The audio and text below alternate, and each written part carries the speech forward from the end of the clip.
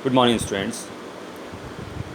In the previous class, we have seen some of the commands from the image group, and today we will see some commands from the clipboard group. The first command is copy. This command helps you to copy the selected part of image to another location. With the help of copy command, we can take a duplicate copy of the part of image or image, and we can use that duplicate copy on another location or place. To copy, follow the given steps. Step 1, select the part of the drawing using any of the selection shapes. Step 2, now click copy option from the clipboard group as figure 9. Next option is paste. Pasting means to insert the copied image at any other place.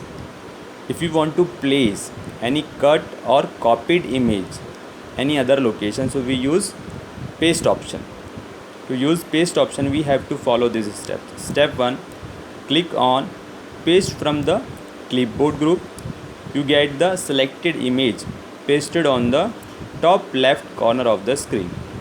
To take it from this position to the desired place, keep the mouse pointer on the pasted image and drag it to that place as in figure 10, like this. Next, cut. The cut command removes the selected portion from the image. With the help of cut option, we can remove the original image from their place and we can use this image at any other place or location. To cut, we have to follow these steps. Step 1, first of all, select the area that you want to cut as figure 11a. Step 2, now click on cut option from the clipboard group. The selected portion gets cut off from the drawing as figure 11b, like this.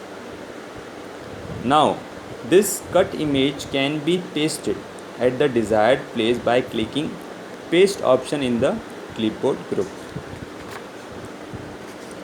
The last topic is different file formats. We can save one file in multiple file format as per our requirement.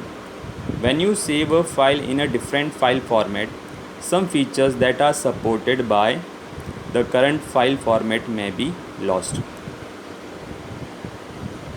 We can save any file in any other format with the help of save as option in which we want to save. To save a file in different file format, follow these steps.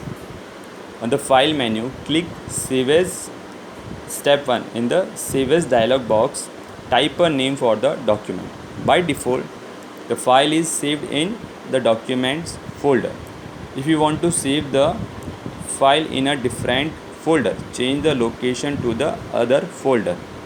Step 2, in the format box, select the new format in which you want to save the file. Example of file execution. These are all the different file format of a computer file.